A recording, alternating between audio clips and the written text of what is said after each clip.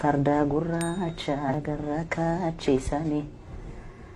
qoricha naaf hawwite si nyaachisanii qoricha naaf hawwite sanoo dhagaye.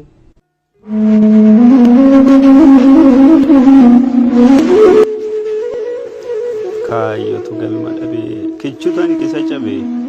samiitu burkutaa'e guyyatu dukkanaa'e miilatu sakaalame ija keenyatu jaame dhukkuba hin yaalamne aceekoo sidhamne madaa yoomuun banne onnee keenya keessaa dhuguma duutiree Hacaaluu Hundeessaa jechoota kee akka dammaa eessaa fuunaree ammaa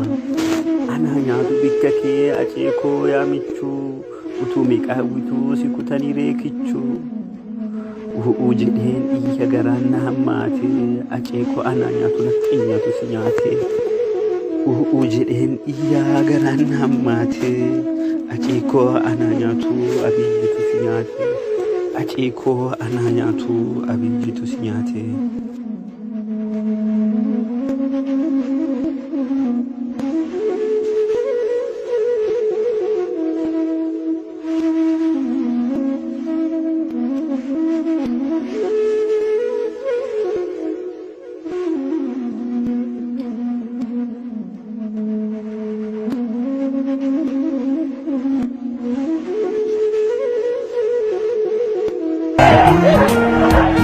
Jiramana male karefi ko gale kayo galmanga kenya duti nole karata kanamne kawaline gale mergibili suman manati nunubu hamidu medume nantoko afu Sudadu avramne gabru mangom sinu Daladal chaishi overradom sinu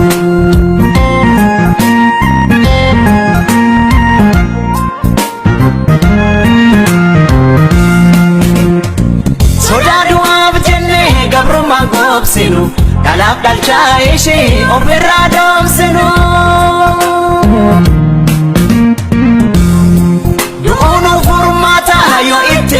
Kofte lubumbi abdute hindune fayite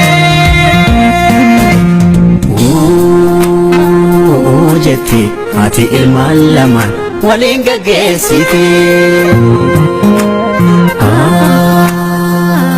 jeti jira oto egdu kandu asimate jeti oromiantiya kanil mashida and also press this bell icon.